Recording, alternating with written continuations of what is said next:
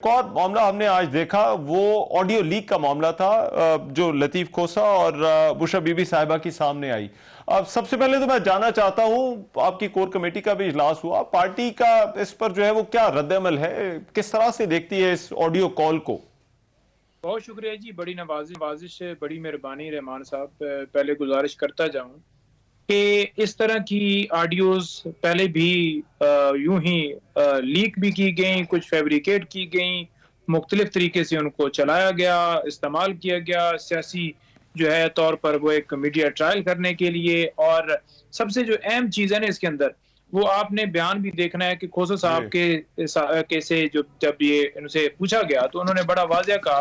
कि ये बताएं कि अगर ओरिजिनल भी ऑडियो मान ली जाए कि ओरिजिनल है तो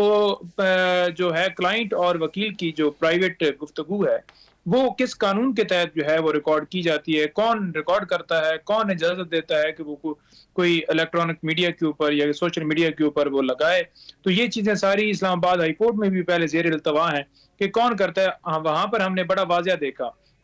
चाहे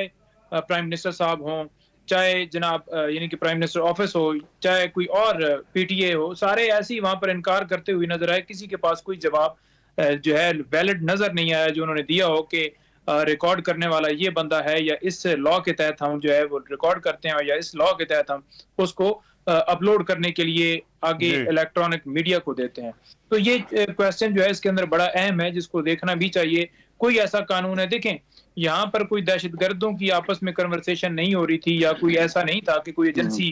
जो है अदालत से परमिशन लेकर वो इस तरह का कोई एक्ट करती। ये उनके फोन टैप करना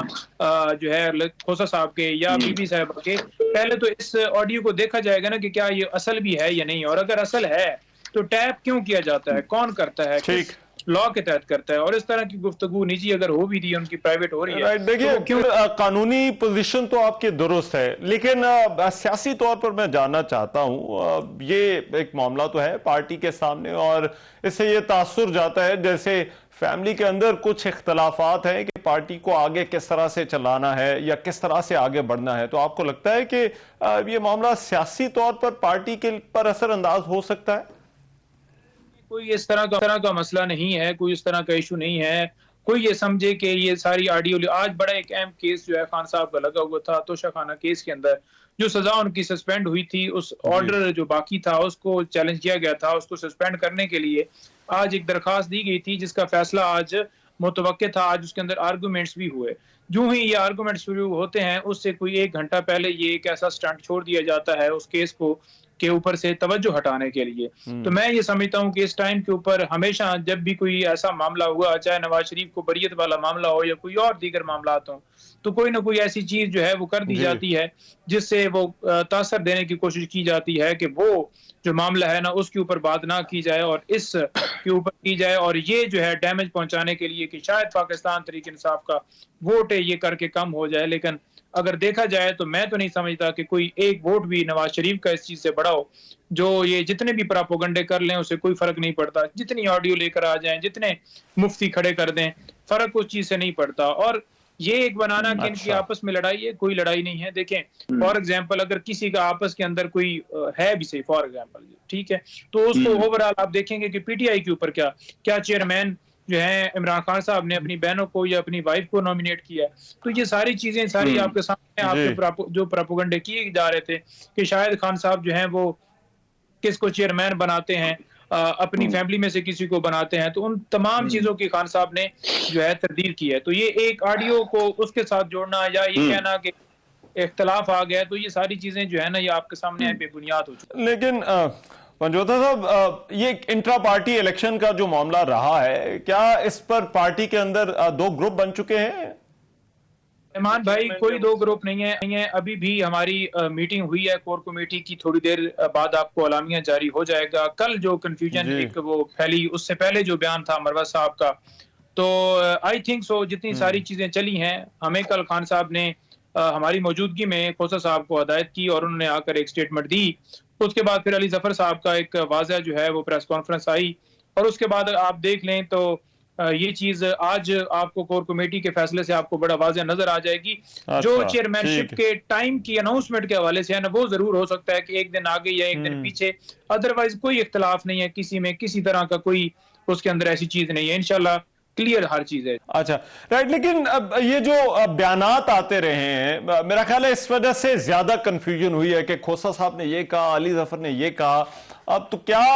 ان کے موقف ایک دوسرے سے مختلف نہیں تھے؟ یہ جو بیانات ہم نے دیکھے، دیکھیں کھوسہ صاحب نے اپنی میٹنگ کی بات کی، علی ظفر صاحب نے اپنی میٹنگ کی بات کی. نہ کھوسہ صاحب نے علی ظفر کی میٹنگ کو کہا کہ وہ جھوٹ بول رہے ہیں، نہ علی ظفر نے کھوسہ صاحب کی میٹنگ کو کہا کہ وہ جھوٹ بول رہے ہیں. جو دونوں سے باتیں ہوئی تھی، کیونکہ علی ظفر صاحب کی پہلے میٹنگ ہوئی تھی تو ان کے ساتھ جو ہے وہ لائے عمل یہی ہوا تھا کہ ایک آدھ دن کا جو ہے انتظار کر لیا جائے، یعنی کہ مشورہ کر لیا جائے رہنماؤں کے ساتھ، جو پی ٹی آئی کے رہنما ہیں، جو کہ علی ظفر صاحب نے بیان دیا ہے خود. تو وہ ایک دن گزر گیا. شاید یہ بھی تھا کہ وہ اس وجہ سے تھوڑا سا مس انڈرسٹینڈنگ بھی تھی کہ 29 تاریخ کو وہ سمجھ رہے تھے کہ یہ کیس لگا ہوا ہے توشہ خانہ والا، لیکن وہ تھا 30 کو. تو انہوں نے پھر 29 کے حساب سے جو انہوں نے ڈیسائیڈ کیا ہوا تھا، کیونکہ انٹر پارٹی الیکشن کروانے ہیں اور اسلام آباد ہائی کورٹ میں ہمارے معاملات پہلے بھی محفوظ رہتے ہیں، تو انہوں نے اس چیز کو دیکھتے ہوئے کہ ایک طرف جانا ہی جانا ہے تو ہم جو ہے اس کو اناؤنس کر دیتے ہیں. ہاں، نام کے حوالے سے ہماری ملاقات کے اندر بھی خان صاحب نے اس بات کی تصدیق کی تھی گور صاحب کی. میں کل سے یہ بات ہر شو میں کہہ رہا ہوں کہ گور صاحب کے حوالے سے ہی کہ اگر ہمیں اس چیز کو دیکھتے ہوئے، ڈسکوالیفیکیشن کے معاملے کو دیکھتے ہوئے اگر کچھ کرنا پڑتا ہے تو دین جو ہے ان کا نام ہی گور صاحب کے خان صاحب نے ہمارے سامنے بھی، یعنی کہ جس میں کھوسہ صاحب بیٹھے ہوئے تھے، یہی کہا تھا. ٹائمنگ کا ایشو ہو سکتا ہے کہ آج نہیں یا کل نہیں یا پرسوں، تو اس چیز کو اتنا زیادہ وہ ہائپ ایسا کریٹ کی گئی ہے کہ جیسے پی ٹی آئی جو ہے نا وہ ٹوٹ گئی ہے ایسی. رائٹ. لیکن نعیم پنجوتا صاحب، یہ پارٹی کا شاید پہلا بڑا سیاسی امتحان تھا chairman P T I Imran Khan کی غیر موجودگی میں. کیا ان کی غیر موجودگی میں پارٹی چلانے میں کوئی مشکل پیش آ رہی ہے؟ نہیں، دیکھیں پہلی بات تو یہ ہے کہ چیئرمین پی ٹی آئی ہر وقت، ہر لمحہ، ہر موقع کے اوپر، ہر جگہ کے اوپر، ہر معاملے میں وہ ساتھ موجود ہیں. اور دوسرے نمبر پر اگر بات کی جائے تو کور کمیٹی جو ہے اس کے حوالے سے بھی بڑا میں واضح آپ کو کہنا چاہوں گا کہ کور کمیٹی بھی جتنے ڈیسیجن جو ہیں وہ اس نے سارے کیے ہیں، وہ آپ کے سامنے ہے. کسی جگہ کے اوپر بھی آپ کو نہیں آئے گا کہ لیک آف کوئی بھی چیز ہے، کہ اس کے اندر کوئی ایسی چیز ہے جو کہ کوارڈینیشن میں کمی ہے یا کچھ اس طرح سے. بالکل منظم طریقے سے سارے معاملات، انتظامی معاملات، کوئی نوٹیفیکیشنز ہوں، کوئی میٹنگ ہو، کوئی جلسہ ہو، کوئی الیکشن کمیشن کو یاددہانی ہو یا لیگل معاملات ہوں، ہر چیز بڑی بہترین طریقے سے چل رہی ہے. یہ صرف ایک افواہیں پھیلائی جا رہی ہیں کہ شاید اس چیز سے، دیکھیں یہ انٹرنل معاملات ساری جماعتوں میں ہوتے رہتے ہیں، چلتے رہتے ہیں. آپ نے دیکھا کہ زرداری صاحب نے جیسے بیان دیا اس کے اوپر بھی اسی طرح کا رد عمل جو ہے وہ پورے میڈیا کے اوپر چلا، لیکن انہوں نے اپنے بعد کیا اس چیز سے آپ یہ دیکھ لیں کہ کیا پیپلز پارٹی کا جو ووٹ بڑا تھا یہ کوئی کم ہوا تھا، یہ کوئی اس میں فرق آیا. اسی طرح جو پی ٹی آئی ہے جہاں پر ہے پورا ملک عمران خان کے ساتھ کھڑا ہے، 90% لوگ عمران خان کے ساتھ کھڑے ہیں، تو اس چیز سے کوئی فرق نہیں پڑتا. اندرونی طور پر کسی ایک شخص کی سٹیٹمنٹ جو ہے دوسرے کے ساتھ، دوسرے بھائی دوست وکیل کے ساتھ جو ہے اس کا اعتراض ہو سکتا ہے، یا وہ یہ کہہ لیں کہ ٹائم کا ایشو ہو سکتا ہے، کہ وہ انڈرسٹینڈنگ کا ایشو ہو سکتا ہے، لیکن ایسی کوئی بات نہیں کہ پارٹی کوئی ٹوٹی ہے یا کوئی چلانے میں کوئی معاملات پیش آ رہے ہیں. رائٹ، وہ یہ ٹھیک ہے بات. لیکن ابھی دیکھیے جو تحریک انصاف کی لیگل ٹیم ہے وہ پارٹی کا اس وقت چہرہ ہے، اور پارٹی کی مختلف معاملات، چاہے وہ قانونی معاملات ہوں یا سیاسی معاملات ہوں، وہاں پر پارٹی کی نمائندگی کرتے ہوئے نظر آتی ہے. اور لیکن پارٹی کے اس کے علاوہ اور بھی بہت سارے رہنما ہیں جو ابھی بھی پارٹی کے ساتھ ہیں، سینئر رہنما ہیں، مراد جو خالصتاً سیاسی لوگ ہیں جن کا قانونی معاملات سے اس طرح براہ راست تعلق نہیں ہے. تو وہ لوگ بھی انٹرا پارٹی الیکشن کے معاملے پر اسی فیصلے پر متفق ہیں اور ساتھ کھڑے ہیں. یہ جو فیصلہ ہوا ہے آپ لوگوں نے لیا ہے، سارے اعتماد پر ہیں، اور جو بھی نام چیئرمین عمران خان صاحب کی طرف سے چیئرمین کا دیا گیا ہے اس کے اوپر بھی سب کا اتفاق ہے، اور انٹر پارٹی الیکشن کے حوالے سے سارے بالکل آن بورڈ ہیں. آج بھی آپ کو میں نے گزارش کی ہے کہ 2-3 گھنٹے میٹنگ اسی حوالے سے کور کمیٹی کی ہوئی ہے، اور کسی کو کوئی، کیونکہ آپ نے دیکھا کہ جو بھی پولیٹیکل لیڈر باہر نکلتا ہے شاید وہ مطلب اگر وہ اپنی بیل کے لیے نکلتا ہے تو وہاں پر اس کو اغوا کر لیا جاتا ہے، تو ایک عرصے کے بعد، ایک تشدد اور سارے پروسیس سے گزرنے کے بعد وہ ایک پریس کلب میں ملتا ہے. تو یہ چیزیں جو ہیں اس وجہ سے وہ سارے ایک ٹائم کے لیے ہڈن ہے اس وجہ سے کیونکہ اغوا کاریوں اور سرسا خان صاحب کی ہدایت ہے. لیکن اگر دیکھا جائے تو لیگل ٹیم اس وجہ سے فرنٹ یا اس پہ ہے کیونکہ یہاں پر جو گرفتاریاں یا اس طرح کا سلسلہ نہیں ہے, تو خان صاحب نے بھی لائرز جی کو اس طرح کی ذمہ داریاں بھی یا مزید جو اس طرح کی چیزیں آپ کو دیکھنے میں نظر آئی ہیں. لیکن اوورآل اگر دیکھا جائے تو کوئی کسی طرح سے ٹھیک کوئی مس کمیونیکیشن, کوئی گیپ نہیں, اور سارے رائٹ, بہت شکریہ. نعیم حیدر پنجوتھا صاحب ہمارے ساتھ موجود تھے. تحریک انصاف کی جو